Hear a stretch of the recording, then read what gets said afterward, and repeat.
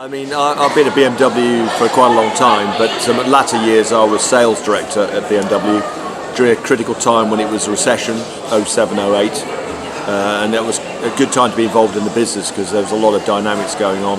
Took over as MD in 2009, and I guess during the period I was there, some of the achievements would be the Olympic Games, BMW winning the car partnership program, so we supplied 3,500 BMWs and Minis, and electric cars actually for supporting the games.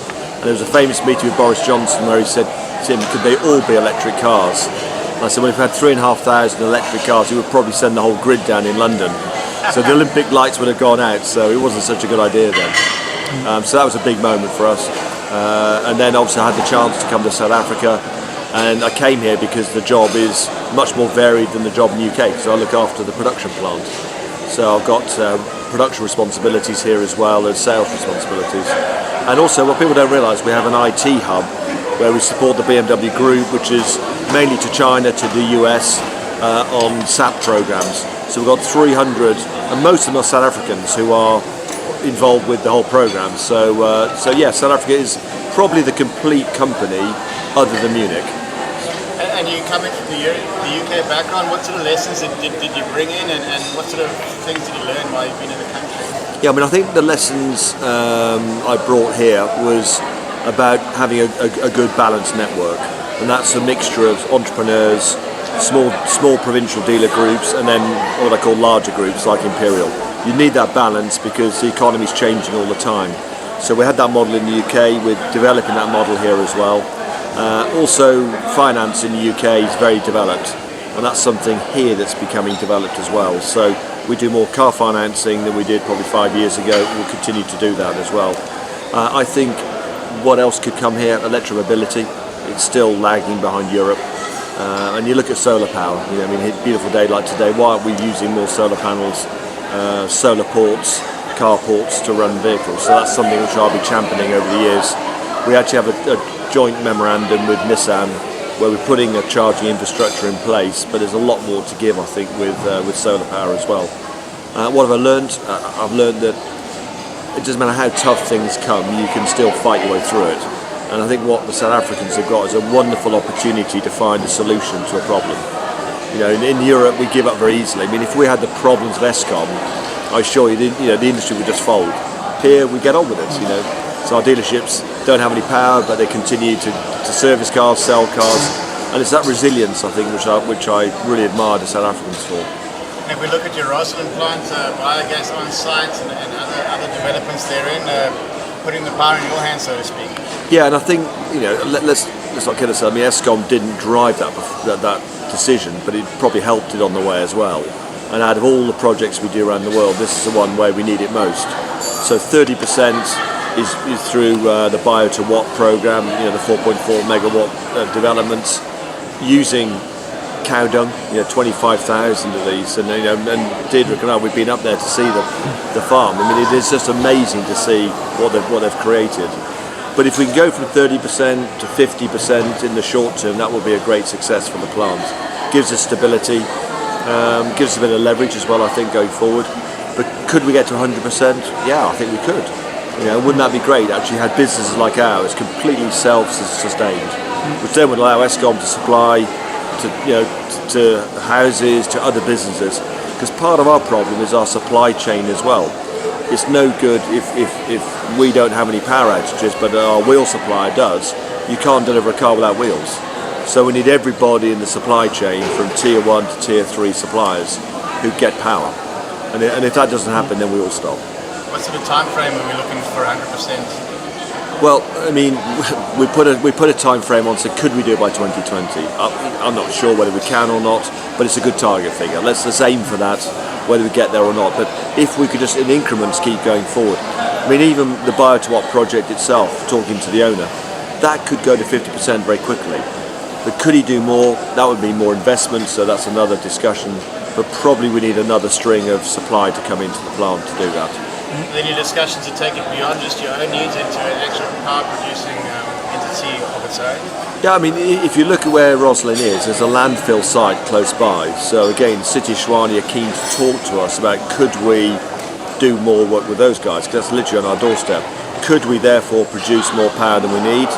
That's an option as well. So these are discussions we're having ongoing at the moment. So yeah, I see more of it. 100% would be our dream. 120% to give something back to the grid as well would be even better.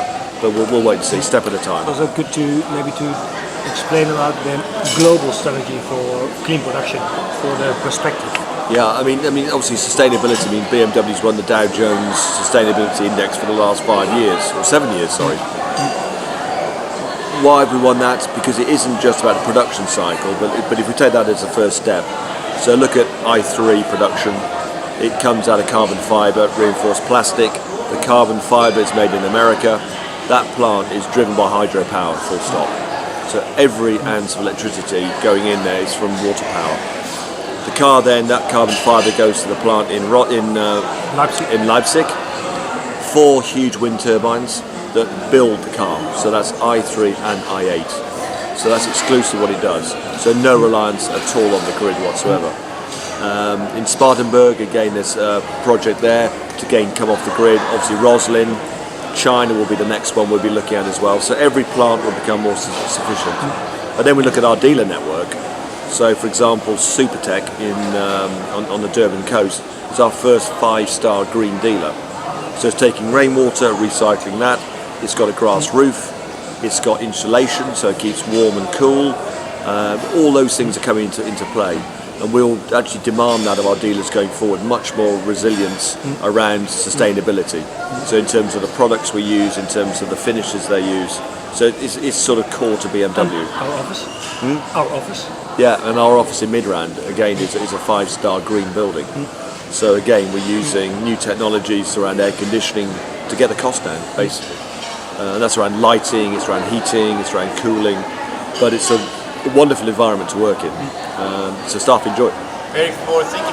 Where's the impetus, the drive coming for this push towards sustainability at BMW? It goes back a long way, and it goes back to sort of the core values of BMW, where it isn't. I mean, if you think we are sort of privately owned in some respect with the Quant family. So you've got a lot of people saying, actually, what can we give back to society? So it isn't just about taking; it's about what can we do to give something back, and it's part of the culture. I mean, everything we do, we try to do it in a very transparent, open way. We try to say, how can we help the environment? So when we build new plants, if you look at the Rolls-Royce plant in England, I mean, it's built into a hillside. If you came from one direction, you wouldn't even know the plant was there, because it's actually covered in grass over the roof of the building. I mean, it's incredible. So it comes from the top, it comes from the management. Every board member sits on the sustainability committee. I think we're one of the only companies in the world where that happens. People have a sustainability officer, but not every board member. So you imagine every month the board sit down and discuss what is our strategy, where are we going to go, what can we do to support the environment. So Presumably you're planning 20 years ahead of time. Yeah, and we're 100 years old this year as a company, so March the 7th. And part of that celebration will be to obviously look back over the 100 years, but then to look forward 100 years. And I'm sure some of the press announcements will talk about our sustainability going forward as an organisation. Can you talk a bit about the development of your electric hybrid cars and new fuels that are coming to fruition? Yeah, I mean, look, BMW is one of the first companies to embrace, what are called lightweight structure and electric power, but in a newly built vehicle. And again, I was very lucky. It was back in 2007. I went to this very secret area of Munich where the decision was made to make the I brand, and it was given to a project to a guy called Uli Krantz, and his brief was darkened room, build a completely sustainable electric car from the ground up. So don't take a Mini or a 1 Series and convert it into electric power that other companies are doing. So forget traditional steel, it's too heavy. I mean, steel is 50% heavier than carbon fibre. It's 30% heavier than aluminium. So straight away the decision was taken, the car needs to be carbon fibre, and that was made back in 2007. So BMW went out straight away and bought SGL, a company in America, to provide the carbon fibre for these vehicles. And then it was a decision in terms of, well, what can we build that's going to give customers what they want? And back in 07, 08, the range was a big concern. And if you map what's happened to mobile phones, the same thing. I mean, I think we all had one those years ago, the size of a television set, and now today it's the size of a smartphone.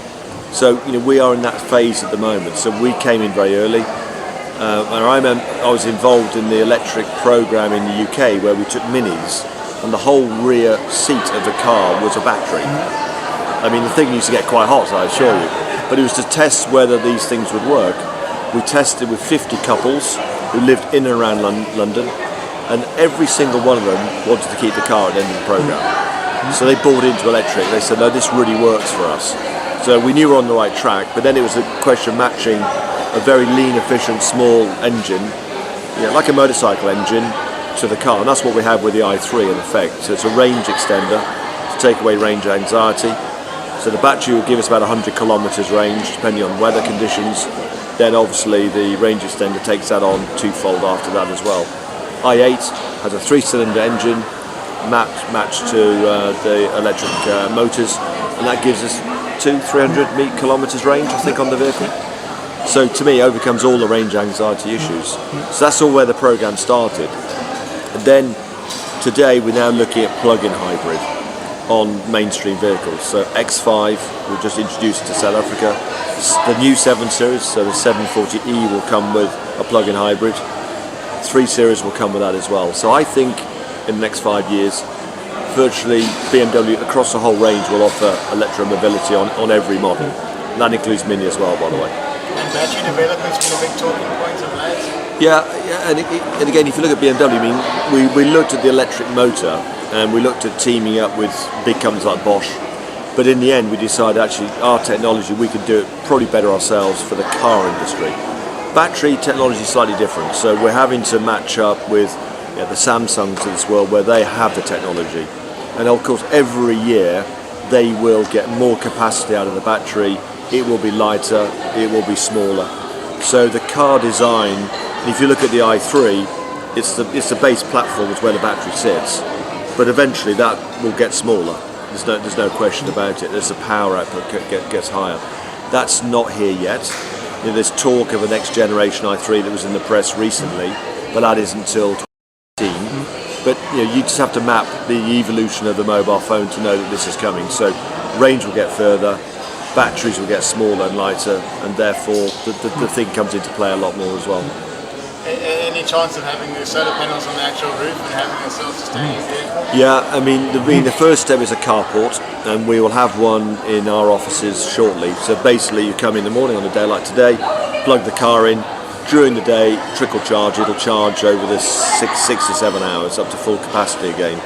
Go home, you just plug it into your home. Again, you could be storing solar power in the home to then put into the car. I mean, could you get photosynthetic or what I forgot the exact terminology. Paint on the car. That is coming, but there's a lot of issues around that as well in terms of the cost to actually put it onto the vehicle. But if you think there's 3 main surfaces to a sedan, there's a roof, there's a bonnet, and there's a trunk.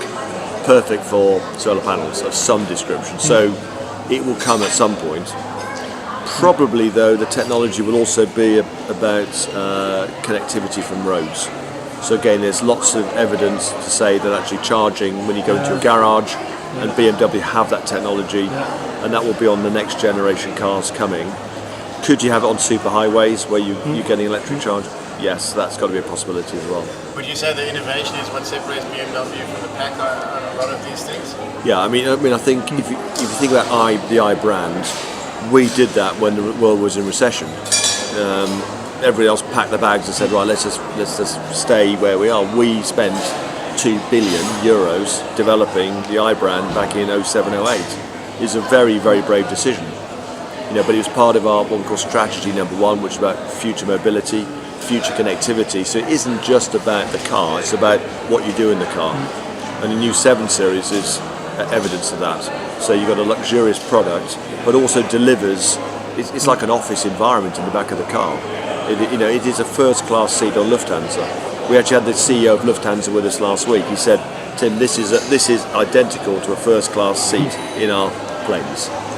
And he said, "Actually, you've got more technology to offer to your customer than we have first class, and we've got to learn something from you." So yeah, innovation, technology is what makes us stand out from the pack. Probably also a vision, just an entrepreneurial vision on, and we are, as Tim said, a family-owned company, so we do have the power also to take our own decisions, isn't it? On short term and long term. So I guess that's a big thing for us. Yeah, yeah. We don't have to follow the rules, and I think iBrown was a good example of putting a team together, lock them in the dark. It was an old warehouse actually in Munich. Basically, startups, quite unique within a multinational, right? Yeah. And they would just give them the brief, from the ground up. But it has to be this sort of weight. It has to have this sort of range, and it has to have sustainable products within it, or recycled products. And he put that together, and we have what we have today. And I don't think anybody else could have done that. Have you ever driven the i3? On the 22nd, I'm getting my hands on one of them. Is it? Yeah, cool. Yeah. You'll enjoy it. Oh, it's such great driving. I mean, Cape Town, it would be the perfect car, honestly. Exactly. And that's why I think. I mean, we've done worldwide 30,000 i cars, i3 and i8. We've sold 200 in South Africa, quite a few actually in Cape Town. And I think the more you start seeing around, people say, "Oh, that's interesting," and then we get a few charging points down at the V&A and whatever. The thing will take off, I'm sure. What are your targets in the next few years for the i3? Well, worldwide, we said by 2020, electric cars will be about 3 or 4% of the total volume. I think that's now undercalled. I think it'll accelerate. I think people are beginning to understand electric. So we haven't set a target. We said, let's see what demand is, and we build to demand. But as people get to understand electric cars, I think it'll become more prevalent. And often it's around government as well understanding electric cars. Say, okay, we need a charging infrastructure. We need to support that, because without it, it's quite a thin business model, to be honest with you. So you need all parties. And it's such a new technology, which is such a disruptive technology, so it takes time, and there's a role for government to play to get the market adoption, because whenever you get more scale, prices will also go down. So in this first phase, for infrastructure especially, you need a government, but also some incentives, which is actually in South Africa not the case, but in European countries there's, and then like in California, it's heavily incentivized, because there's also a benefit for cities. I mean, for quality of air, there's a lot of benefits for countries and cities as well. You can also team up with the garages to have solar panels on the roof. So there's a the role whole thing comes together. We need to work together here on this topic, because this is a massive thing. And what we've just tried saying to the government in South Africa, it's not just about incentives. Okay, they have got the taxation wrong on the car, I believe. It's taxed at 25%, and X5 is taxed at 18%. So where's the logic? And they admit it's wrong, but it takes time. But if you look at the successful countries like Norway, where today 50% of all vehicles being sold are electric. Why? Yeah, they get incentives. But two, they get the chance to drive down dedicated lanes, bus lanes. They get dedicated parking in Oslo. So as a consumer, you're saying, okay, well, it's cheap to run. I get to work quicker. I get to park easier, and I get incentive to buy the car. Why not? So therefore, 50% of vehicles are electric. But that collaboration means you get a sea change. And I wouldn't be surprised. Somewhere like Beijing, I was there recently. You got 8-lane highways. The day I was there, you couldn't leave the office because the air quality was so poor. That can't be sustainable. I mean, eventually somebody's got to say enough is enough, and it's got to have the strength to say, right, we're going to change this. And electric is probably the quickest way of doing it. You talk about China, the German luxury car is a big hit over there. Yeah, it is. I mean, it's not just German. I mean, it's any luxury brand. So whether it's Prada handbags, whether it's Samsung, Apple, but BMW, Mercedes, Audi resonate highly there. They're well thought of. They're well built cars. But let's not underestimate the Chinese. They're very good at imitating. They're coming. And the day will come when we will have Chinese brands in South Africa. I mean, it's coming quickly, and they're building very, very good cars today. I see Toyota has sold the most units last year. What's it going to take for BMW to knock them off their perch? We won't ever be. They're not competing in that. No. I mean, they compete across so many. The bandwidth is much wider than us. So they will compete with the Ford, General Motors, Volkswagens of this world. We very much look at premium. So our car competition will be the German car brands. There may be the odd other brand as well.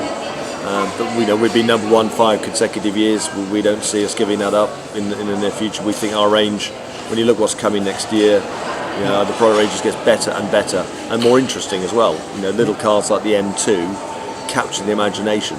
What's the history behind the M2? Well, it's a new car. I mean, if you look at the history of M brands, M3 is a sexy piece. yeah. Well, the first iconic BMW I remember was the M3, and that was the car everyone wanted. The box-shaped one. Yeah, it was the E30. E30. Yeah, and there was one called Roberto Ravaglia, which was actually the big spoiler on the back. It was a stunning car.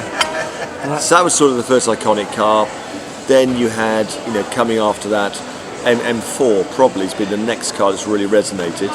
Then we came up with a little car called the M1, which is a 1 Series coupe, and absolutely blew people away in terms of its handleability. The M2 I saw last week is just, sometimes you get a car that's just perfectly proportioned. That is it. Delivering incredible power. So that'll be coming to South Africa this year. Unfortunately, in not enough numbers, it's going to be very, very sought after.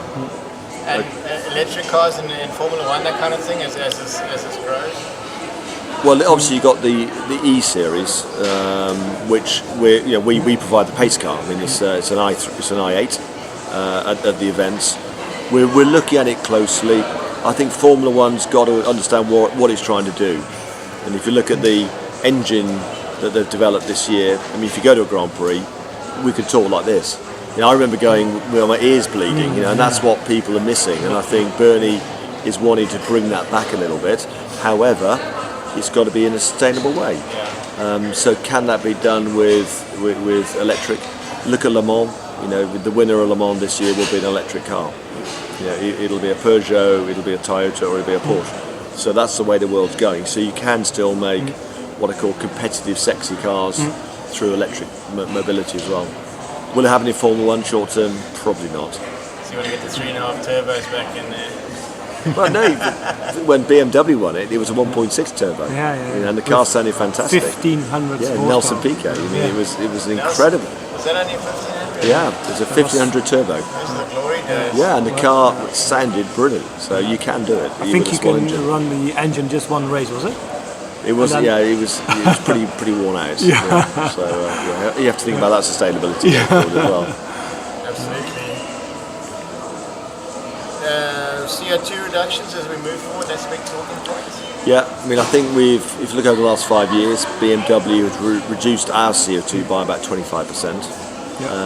And it isn't just through engine output either. It's about low friction wheels, the way we have air ducting into the car, aerodynamics of the vehicle. So all of it's called efficient dynamics. We packaged it all together to get CO2 reduction. There's only so much you can do with an engine, and we've done the big strides. So now it's the 1% that where we're striding. However, what's happened in the last few months is going to make us all look at our CO2, not just CO2 but NOx as well. So I think we're all working very hard, and I think we're going to. I think the industry, although it's done an incredible job so far, will get even stiffer objectives from governments, especially in the States, probably in China and in Europe. So it's inevitable that it will continue on. It will mean development costs will be very high, which will mean the car industry will need to keep on selling a certain number of vehicles for that reinvestment. But it's there, the capability is there, but it won't be the strides we've had over the last 5 years. It won't be the 20. You won't replicate another 25%. It could be 5%, but. Well, it also depends on the uptake from electric mobility, because that's the big.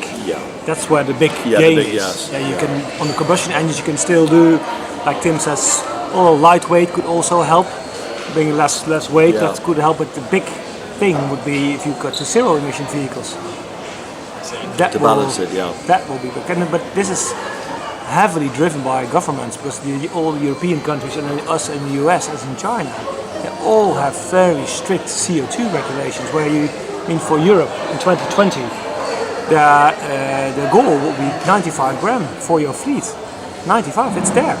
So we all have to comply to the 95 grams. Whatever you do, and if you don't complete every gram, it will be you have to pay a heavy fine. Every gram above the 95, that's what it is. It's regulations. It's in there. So you have to weigh up investment versus fine. And we all want to say let's get down to that level. But 95 gram on average is going to be a tough call. And hydrogen, is that realistic, or you're not even bothering with that? No, hydrogen has definitely been talked about a lot, and again, I think it'll accelerate in terms of its development. So I think people say actually we do need alternative fuels. Is electric the panacea? No, it's not. So therefore, does hydrogen come into play? And probably hydrogen is the long-term solution, because BMW had a 7 Series hydrogen vehicle five, 6 years ago. Obviously, the biggest issue is about storing hydrogen. So you could put it into a tank in the car, and the car can be constructed. I mean, this 7 Series actually had the tank in the boot, so it took up a lot of space. But you could build it into the frame of the vehicle. The biggest issue is storing hydrogen and producing hydrogen.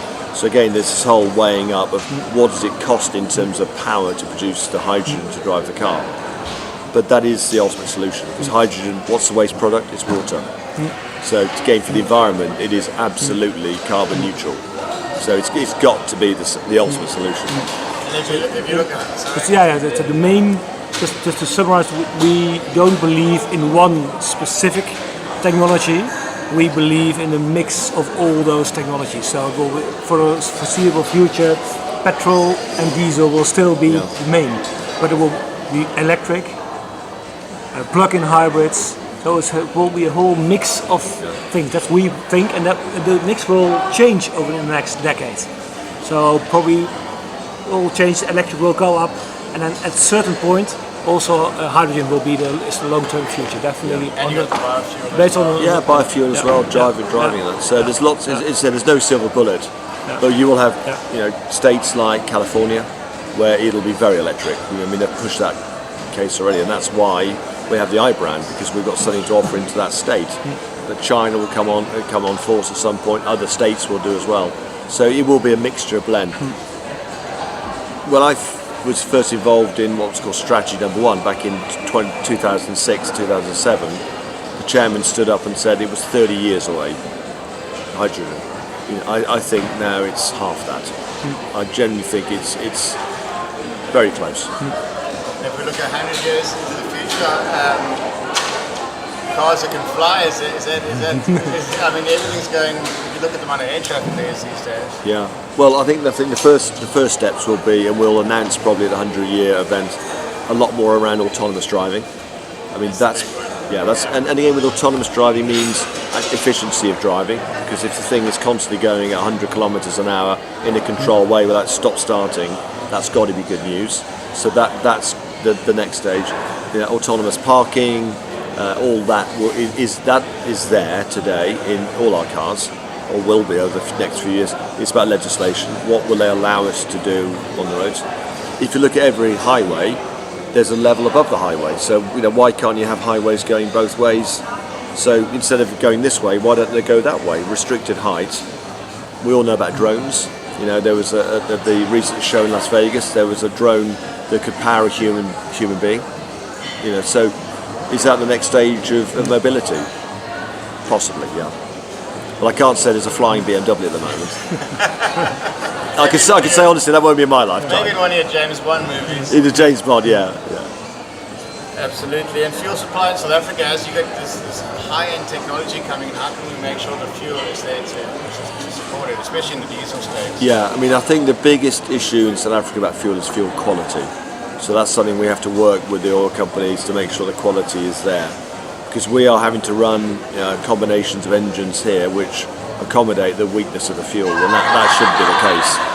We want to go to EU6 type engines, but it needs a certain type of quality of fuel. So again, as an industry, through NAMSA, which is all the OEMs, we are working very hard with the petroleum industry to make sure we get clean fuel. Because without that, consistency clean fuel will cause us problems. And you're obviously losing out on emission and the economy. You are. Emissions economy, then you get breakdowns on the vehicle, so there's higher costs, a replacement of injectors, that sort of thing. So that's a big issue for the country at the moment. And the falling rand, how are you combating that scourge? Well, it fell so dramatically. I don't think any of us are ready for that. And of course, to 0.5% interest rate increase today as well. So it's all conspiring against us. The bottom line is, we have to look at the rate, and we have to decide on how we're going to price our cars. it's not just facing our industry, it's across every industry that's pharmaceutical, so you can't operate in a negative situation. We just have to do the calculations to say where will the rand be in the short to medium term. So you can't make a knee-jerk decision today. We've got to look farther forward than that. The rand will stabilise, it will get stronger again, and we'll make decisions as and when that happens. So we won't knee-jerk into decisions. But a weak rand is not good news. It helps the plant because if we produce locally, then the components are cheaper.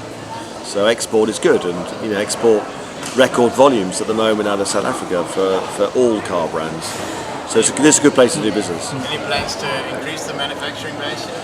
Well, our first plan is to change to X3 production in 2018, or around that period of time, to the new generation car. Did you know that we announced in last November, that we will change the plant from production for 3 Series, which we did for the last 20 years or so, and we will change in the coming years into an X3. So we will go to build another car, which is massive. Yeah. And it's a massive investment. Yeah, it is. Yeah. I mean, 3 Series are sold well all over the world, but there is a shift now towards SUV, and certainly in South Africa and in Africa, the continent, SUV is probably more of a relevant vehicle going forward. And what's the phrase? We tend to move production where production demand follows demand. Yeah, production follows demand, and there's no question demand for SUV is growing in Africa. So we're saying actually it may be more relevant to build X3 here in South Africa. Yeah, the X models already count for 28% of the global sales, and this is only in the last 17 years. Yeah, and that's growing. So it's 28%. And percentage-wise, male to female, who your buyers? It's still biased towards male, but that's changing. So if you look at Mini, it's more female. Lower end of BMW is more balanced. Average age is 54 years old, I think, for a driver, but that's coming down gradually as well. But it depends on which niche you're in. I mean, 7 Series is clearly male-dominated because it's CEO. Same with 5 Series. You get to 3 Series, much more of a balance between two. Certainly 1 Series, 2 Series convertible is very much more female bias.